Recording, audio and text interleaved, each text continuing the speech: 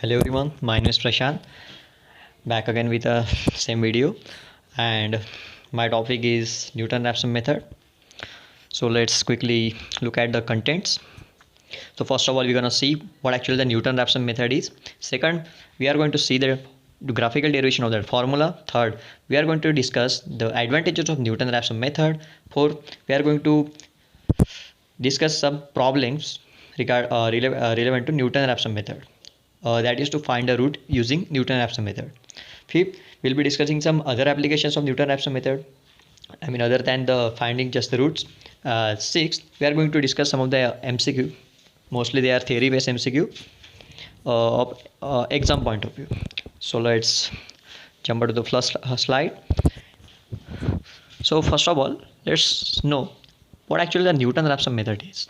So in numerical analysis, Newton's method, also known as the Newton-Raphson method, named after the Sir Isaac Newton and the Joseph Raphson, is a root finding algorithm which produces successively better approximations to the root or zeros of a real valued non-linear function. Or we can simply say it as it is a numerical method used for finding the roots of non-linear real valued function, that is f of x equal to 0.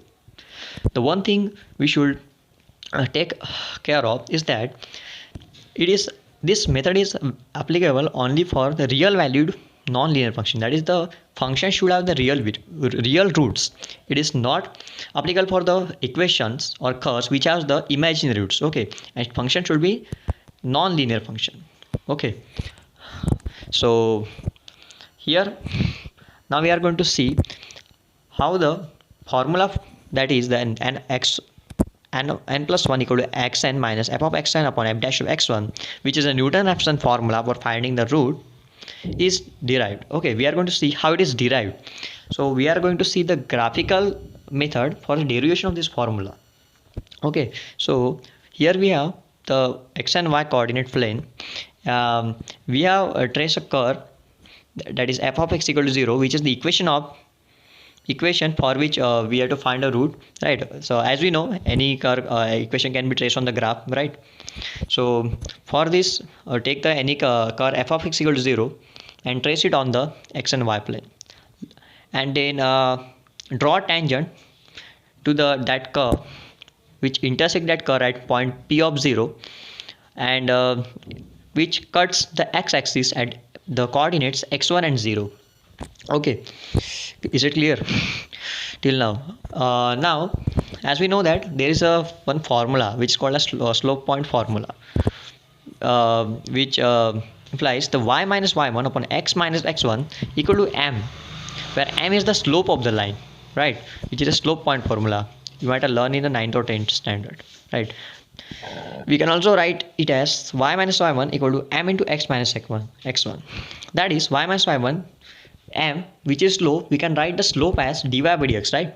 So it becomes y minus y1 equal to dy by dx into x minus x1, which is the equation of tangent, right? So we are going to apply this equation of tangent on our tangent, which is intersecting to our curve at point p0. Now the y minus y1, as we know, the coordinate for y1 we have f of x0. Okay, you must be wondering how this x0 and f of x0 comes. Okay, so the point p0, we are named the coordinate x at x0 because the point we are named at p0, and f of x0 because we know that curve is y equal to f of x0, so we can replace the y coordinate at f of x0, right? So here y is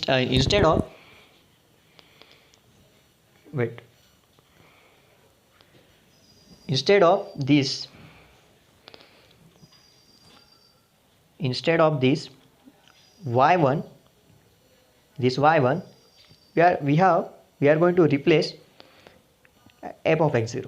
Okay, and instead of dy by dx, that is a slope, we know that dy by dx means the derivative of function y with respect to x, so we can write it as f dash of x. Okay, x remains the same, and x for x1 we have coordinate of point at x0, right? So we are substitute all these coordinates, and also we know that the tangent touches this x-axis at x1 0, so we will so it will satisfy the above equation, right? The coordinates of this tangent as it cuts x coordinate, that's like at x1 0. So these coordinates x1 and 0 will satisfy the equation of tangent. Okay, so x minus x, so the coordinates x, that is the y coordinate is 0 here. Okay, y coordinate is 0, so we will put the 0 here, and our f of x0 must remain same, equal to f dash of x0. So instead of x we are going to put the x0, and x1 and x0 remains constant. So therefore the equation becomes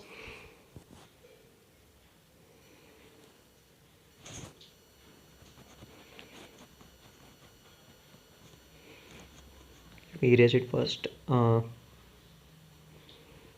the equation becomes x minus x1 equal to minus of f of x0 upon f dash x0. We are actually simply bring this term here and this term here. Okay, interchange terms, nothing more. So we get this formula. So we get this formula x1 equal to x0 minus f of x0 f dash of x0. Okay, so now let's see what actually this formula do. I mean how it converges this formula to our roots. Okay, as we know the convergence of Newton-Raphson method is 2, right? Quadratic convergence. Let's quickly wait. Let me erase all these things. Okay.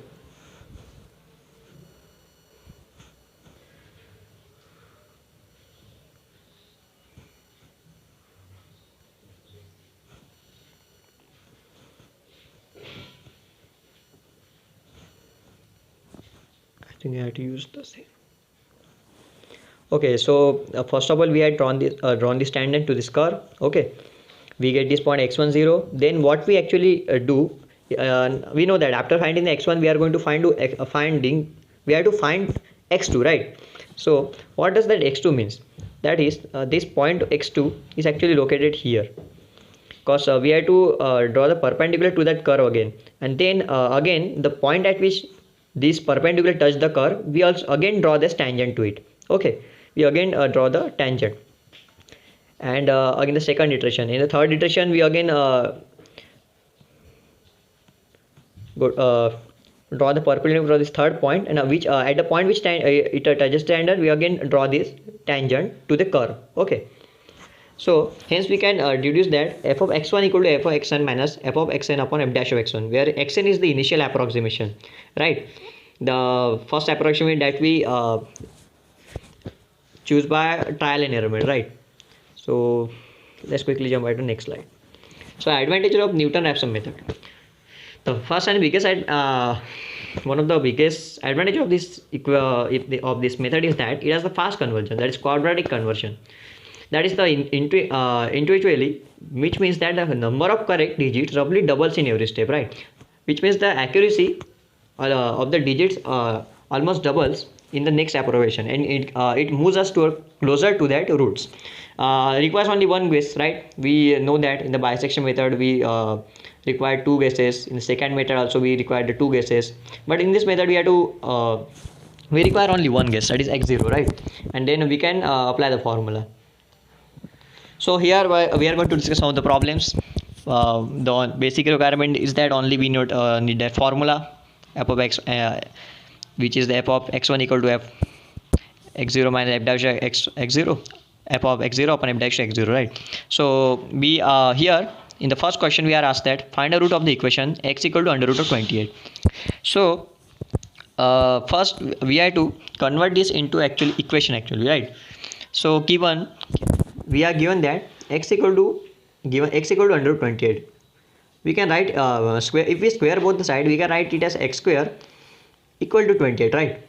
Squaring all the side, so x being x square and the square root of 28 comes out. Then x square minus 28 equal to 0. So our f of x becomes x square minus 28 equal to 0. Okay, we also need the term of f dash x for the formula. So f dash x, we will get 2x, right? X square f dash of x square equal to 2x, and 28 is constant, so 0. So to start with, take x equal to 5 and 6 to take the, because we know that, right, 5 is the square of 25. 25 is the square of 5, right? Sorry. So and the next square is 30 series of 6. So we knew that. So we know that the root of this value must be somewhere between 5 and 6, right? So we'll take we will take initial approximation as 5 and 6, right? The approximation actually means the guess, right? So we have to actually guess what it actually should be, right? The closest one. So f of 5, if we put a 5 in this equation, x square minus 28, it gives us 25 minus 28 equal to minus 3, and f of x is 36 minus 28 equal to 8. So the closest to 0 is 3, right? So we'll take the x0 as the initial approximation as minus 3. So the value of f of x as x equal to 5 is negative. So as x equal to 6 is positive, therefore the root lies between 5 and 6, and so the near is 5. So we are taken the x equal to 5 as the initial approximation. For first approximation, we are taking x0 equal to 5, f of x0 equal to 3, and f of x0 equal to 10. What we have done is, for f of x0, actually it should be x0 only, not f of x0. So x0 equal to 5, f of x0 equal to 10. So x1 becomes x1 equal to x0 minus f of x0 upon f dash x0. Okay. So x0 is 5 minus f of x0, that is we have to put the value of x0 in this inner equation. So it comes out to be minus 3, right? And f dash of x0, first we have taken the derivative of f dash of x, and we have put the value of x0. So 2 into 5 becomes 10. So if we solve this, we get the 5.3. Now we have to keep doing this repeatedly until we get the value for which the digits are reoccurring, right? Or if we get for the digits are recurring, till we get these repeatedly, okay, as we know. So for second approximation, x1 is 5.30. We have done it. F of x1 equal to x square minus 28 equal to 5.30 square minus 28 equal to 0.09. F of x1 equal to 5 into 5.30, it becomes 10.6. So simply putting this value, we get the 5.2915. For the third approximation, x2 equal to 5.0915, x2 becomes 5.2915 here. F of f dash of x2 equal to 2 into 5.2950, right? x2 become 10.52583, sorry. So therefore we get the x3 by substituting the value in the equation in the third iteration. We are getting the value as 5.2915, which is correct up to 4 decimals, because we can now see that the digits are being repeated. So we can stop here, or even for more accuracy we can go even further, okay. So but we are going to stop here, as the digits if we want accuracy up to 2 digits only, okay. So here we have to stop, and the third approximation will definitely be the closer one to the exact root, okay. So next problem, and here we here x3 equal to 5.291 is the root of the equation, okay. This one is the root. So next problem, okay. So here we are asked to find the root of the given equation using Newton-Raphson method, okay. The equation is x tan x plus 1 equal to 0. Note, we have to note that while solving this algebraic equation, we have to set our calculator in the radian mode, okay.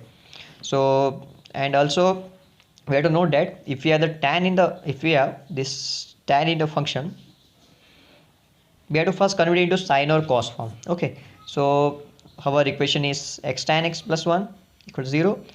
We can write the tan x as sine x upon cos x plus 1 equal to 0. That is, let's cross multiply x sin x plus cos x upon cos x plus 1 equal to 0. Simplify it, we get the f of x0 as x sin x plus cos x plus 0, okay. Now this new equation with the sine and cos will be our main equation, okay. We are going to take the derivative and take f of x to this equation, right, 2, the second equation main. Now as for a requirement, we have to we know that we also have to take the f dash of x, that is derivative of the function, which is 2. Derivative of 2 is x cos x plus sine x minus sine x. So f dash of x finally we get as x cos x. Now we have to, as we know, we have to first determine the first approximation, or we can call it as the first guess. Here let's try putting the f of 1. If we put the f of 1, if we put the function, if we put the value 1 in this equation 2, we get 1.387. If we put 0, we get 1. If we put 3, we are getting 1 minus 0.566. If we put 2, we are getting 1.4024. Okay, so the two closest value are f of 2 and f of 3, right? F of 2 and f of 3. But we know that f of this 3 is numerically more closer to 0, right? On the number line, if we see, minus 0.566 is much more closer to any of this value, right? So we are going to take the f of 3 as the initial approximation x0. And again, now we have the x0, we have f of x, we also have the f dash of x. Let's go towards the first iteration by Newton-Raphson method. X1 equal to x0 minus f of x1, x0 upon f dash of x0. Okay, so from the equation 2 and 3, we are substitute value x0 as 3 initial approximation, f of x0 in this function. Sorry, in this function, we are simply putting the value as 3, right? Take the derivative of the function which is here and put a 3 in this equation. Again, we are getting the value 2.8092. Okay, so f of x1 equal to minus okay, we are getting this value. We can also check by putting this root in an equation to check whether it is closer to it or not. If we put this value in our equation, we are getting the number close to 0.0286, right, which is close to 0. But for more accuracy, we are again going to take the second iteration. It is x2 equal to x1 minus f of x1 upon f dash of x1. We will take this x1 for this next iteration. If we substitute the value, we get the x2 as 2.7986. If we put this value in our original equation, that's number 2, we are getting the f of x2 minus 0.036. See, now the accuracy, now this number is even more closer to 0. That is, this is the even more approximate root, right? This is even more approximate root. Still, we have to go for the let's check by going to the third iteration. Okay, so x2 minus f of x2 upon x dash x2 equal to 0.000226. Now, as we know that we have got the 3 zeros after the point, and we also this in x2 we also had that 3 zeros, right? So here we can stop because we have got almost the correct answer, right? Now the digits are start repeating. 3 6 and 2 to 6 we are approximately equal to 3 6. So we can take the x equal to 2.786 as a root of the equation x tan x plus 1 equal to 0. Okay, so here it is a final answer. Now let's see some of the limitation of Newton-Raphson method. Okay, I mean sometimes the Newton-Raphson method may fail. We have the iteration formula that f of x n plus 1 equal to f x1 plus f of xn upon f dash of xn, right? So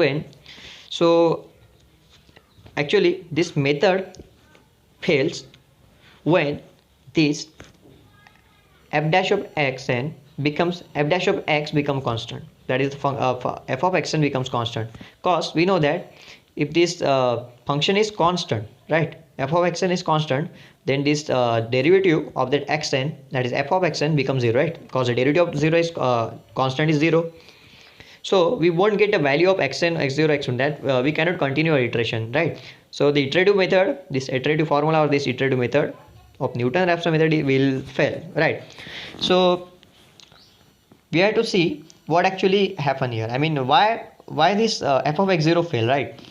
So we know that when f of x is constant, f dash of x0 become 0, and this formula that something upon 0 will be infinity and we won't get our answer, right? So this iterative method will fail. That is, we can also clarify it by saying that graphically when the curve is parallel to the x-axis, that is the tangent to the curve becomes parallel to x-axis, right? I mean, see, if f of x, that is the point at which that is tangent to this curve, right? Tangent to this curve, becomes parallel to x axis, right?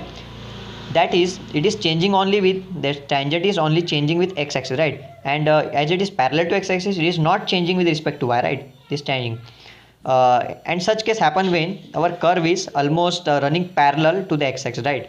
So in this case our tangent will never be always be, that is our tangent will always be parallel to x axis, right? If our curve is like this, then our tangent will be also like this. So it won't change with respect to y axis. So the derivative, which is dy by dx, denotes also change, right? But it is not changing with respect to y axis. So dy by dx becomes 0, right? That is, y becomes constant, y value is not changing, y becomes constant, and dy by dx becomes 0. Okay, so in this case f dash of xn becomes 0, and we won't get our answer, right? So here this formula fails. And to sum up, we can say that f dash is equal to when the curve across the x-axis parallel to x-axis, or when a tangent to the curve is parallel to x-axis, so that a point we cannot determine the value of xn. And this is the case where Newton and Raphson method fail. Actually, this is the important concept for exams like GATE. We should know this point. That's why I included it here. This is the only limitation of Newton and Raphson method. I'm saying limitation, not disadvantage. So here are some of the application of Newton and Raphson method. So first, let's see in civil engineering. So Newton and Raphson method is extensively used for analysis flow in water, distribution networks, several efficient computer programs, analysis flow in large size networks, CFD modeling, that is computerized fluid dynamic modeling, which is used in spillway, canals, and all such civil engineering projects, right? And apart from this, we also have some general application, like we also use it in minimization maximization problems.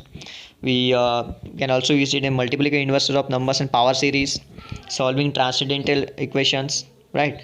Obtaining zeros of some special functions, numerical verification of solution of non-linear equations, right? We know that this is used for finding the roots, so we can verify this solution of non-linear equation using this method. Also using computer program algorithm, we can also make program using this